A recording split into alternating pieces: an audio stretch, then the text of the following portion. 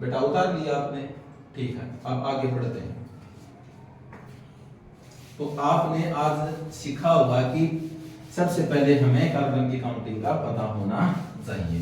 और जब आप हेलो एल्केन बनाते हैं तो बिल्कुल आसान बात है कि सबसे पहले आपको एल्केन के बारे में पता होना चाहिए। एक्स में तो आपने क्या पढ़ा है, फ्लोरीन, क्लोरीन, ब्रोमीन और आयोडीन, ठीक है। एक्स का तो आपने पता चल गया। एल्केन का भी आपने पता चल गया कि एल्केन का फार्मूला क्या होता है, CN2N+2। इसके अकॉर्डिंग कोई भी फार्मूला उठा लो, CH2 6 C3H8। इसको हम क्या बोलते हैं, मीथेन। एन वर्ड कब लगता है, जब कार्बन कार्बन के बीच में क्या जाता है, सिंगल बॉन्ड। क्या जाता है, सिंगल बॉन्ड। जब कार्बन कार्बन के बीच में सिंगल बॉन्ड आता है तो हमें लगाना पड़ता है एन। क्या लगाते हैं हम, एन। यदि कार्बन कार्बन के बीच डबल बॉन्ड होता है तो हमें लगाना पड़ता है इन। यदि कार्बन कार्बन के बीच में ट्रिपल बॉन्ड होता है तो हम उसके लिए लगाते हैं आइन। क्या लगाते हैं, आइन। तो ये क्या बना, ये तो बन गया आपका एल्कीन। ये क्या बना आपका एल्केन। और ये क्या बना आपका एल्काइन। क्या बना आपका एल्काइन। लेकिन हमें तीनों चीजों की तो आवश्यकता है नहीं, यहाँ पर हमें चाहिए सिर्फ एल्केन। तो एल्केन के अकॉर्डिंग यदि एक कार्बन है तो उसके लिए मीथेन यूज करते हैं, 2 कार्बन है तो उसके लिए हम क्या यूज करते हैं, इथेन। और 3 कार्बन है तो उसके लिए हम क्या यूज करते हैं, प्रोपेन। इस प्रकार हम 12th तक, कार्बन 12 तक हम कोई भी हाइड्रोकार्बन का फार्मूला बना सकते हैं। इसके लिए सबसे इजी क्या है, आप एल्केन लेके आओ और जितने भी आप हेलो ग्रुप जोड़ते हो उतने ही आपको हाइड्रोजन को रिप्लेस करना पड़ता है। एग्जांपल के लिए यदि आप CH4 लेके आए हो, यदि आप मीथेन लेके आए हो तो उसके अंदर यदि आपने क्लोरीनेशंस करनी है, क्या करनी है आपने, क्लोरीनेशंस करते हो, क्लोरीनेशंस करते हो तो उसके अंदर होता क्या है, उसके अंदर एक क्लोरीन क्या करती है, एक हाइड्रोजन को रिप्लेस कर देती है। वो हाइड्रोजन किसके साथ आ जाता है, क्लोरीन के साथ। किसके साथ है, क्लोरीन के साथ। ये होती है फ्री रेडिकल रिएक्शन। क्या होती है बेटा, फ्री रेडिकल रिएक्शन। चलो मैं दिखाता हूं ये फ्री रेडिकल होती कैसे है। फ्री रेडिकल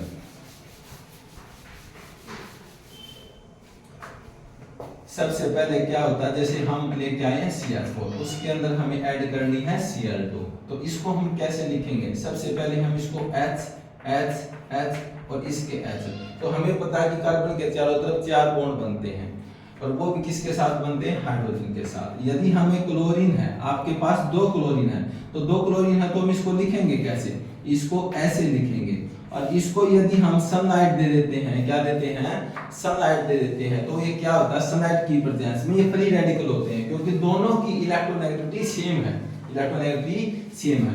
तो ये क्या करते हैं, अपने अपने इलेक्ट्रॉन लेकर के फ्री रेडिकल के अंदर जुड़ जाते हैं। किसके अंदर जुड़ जाते हैं, फ्री रेडिकल के अंदर जुड़ जाते हैं।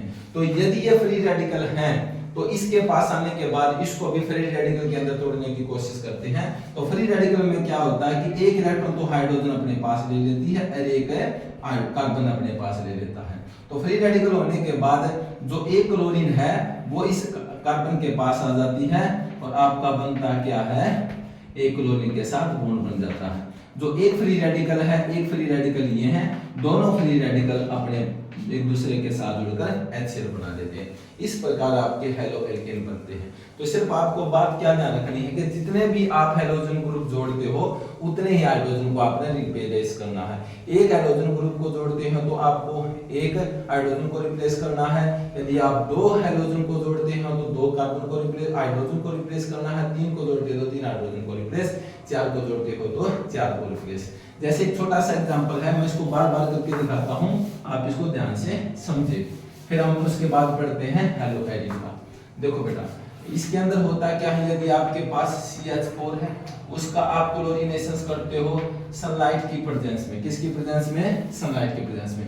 तो होता क्या है, एक क्लोरीन यहाँ पर जुड़ जाती है, एक हाइड्रोजन यहाँ से रिप्लेस हो जाता है, तो उसकी जगह पर क्या आ जाती है, एक क्लोरीन आ जाती है। जो हाइड्रोजन यहाँ से रिप्लेस होता है वो दूसरी क्लोरीन के साथ जुड़ जाता है। और इसके पास दोबारा क्लोरीनेशंस करो, CH3Cl के पास यदि हम दोबारा क्लोरीनेशंस करते हैं तो फिर एक हाइड्रोजन और रिप्लेस हो जाती है और इसके पास कितने क्लोरीन जुड़ जाते हैं, 2 जुड़ जाते हैं, फिर आपका क्या बन जाता है, HCl। यदि हम इसके पास दोबारा क्लोरीनेशंस करते हैं तो उस समय एक हाइड्रोजन वो यहाँ से रिप्लेस हो जाता है, क्लोरीन कितनी ऐड हो जाती है 3, तो आपका बन जाता है HCl। यदि इसके साथ फिर दोबारा आप करते हो CH3 के साथ फिर आप क्लोरीन दोबारा ऐड करते हो तो यह हाइड्रोजन भी यहाँ से निकल जाती है CCl4 तो HCl। तो उस समय आपका बनता क्या है carbon tetra chloride, carbon tetra chloride ये आपका बनता है। यहाँ से भी क्या हुआ था एक H रिप्लेस हो गया था, यहाँ से भी फिर एक H रिप्लेस हो गया था, यहाँ से भी 1H रिप्लेस, यहाँ से भी 1H रिप्लेस। तो इस प्रकार आप हेलो एल्केन बना सकते हो। नेक्स्ट टॉपिक क्या है हमारा हेलो एलिन।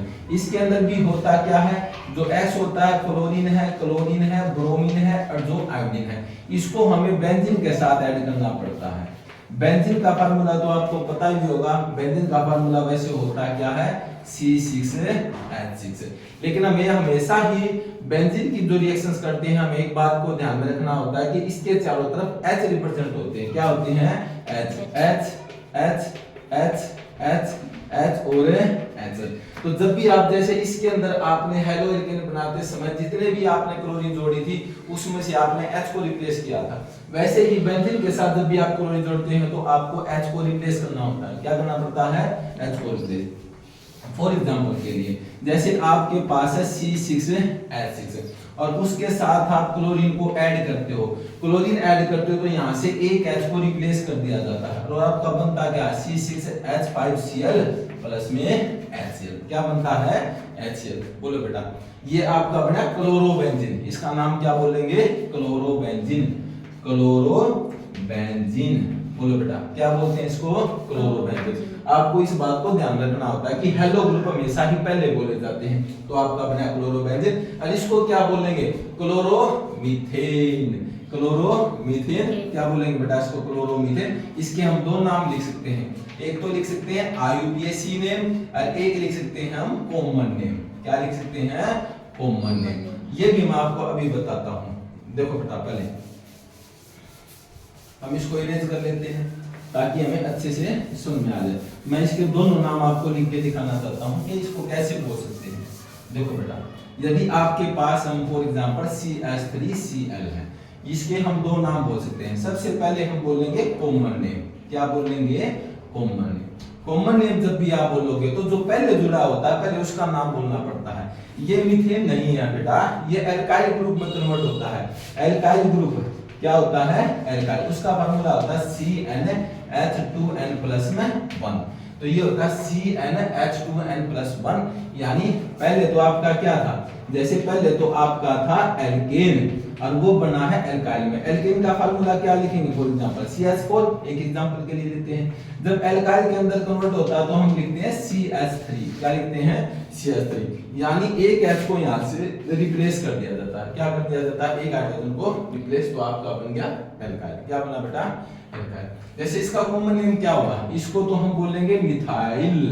क्या बोलेंगे मिथाइल और इसको हम क्या बोलेंगे क्लोराइड। यानी जब भी कॉमन नेम लिखना होता है तो सबसे पहले हम लिखते हैं एल्काइल और उसके बाद लिखते हैं हम हैलाइड।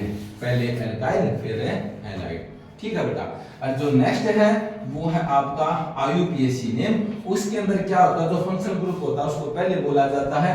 और जब भी फंक्शनल ग्रुप बोलते हैं तो एक बात ध्यान रखो, इसके अंदर जो X होता है, X मींस हैलोजन जो ग्रुप होता है, हैलोजन जो ग्रुप होता है उसके अंदर होता क्या है, जैसे फ्लोरीन है, क्लोरीन है, ब्रोमीन है, आयोडीन।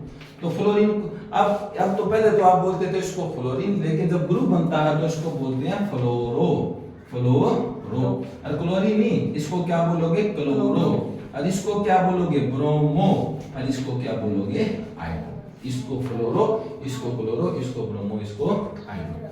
तो सबसे पहले हम इसको क्या बोलेंगे, इसको हम बोलेंगे क्लोरो। क्या बोलेंगे हम इसको क्लोरो। और इसके अंदर कार्बन कितने हैं, कार्बन हमारे पास एक है, तो उसके लिए हम लगाते हैं मिथ। क्या लगाते हैं मिथ। और सिंगल बॉन्ड होता है तो उसके लिए हम लगाते हैं एन, तो आपका बना क्लोरोमीथेन। लेकिन कॉमन नेम में इसको मिथाइल बोलेंगे, लेकिन जब IUPAC नेम लिखते हैं तो इसको कंप्लीट नाम लिखा जाता है मीथेन।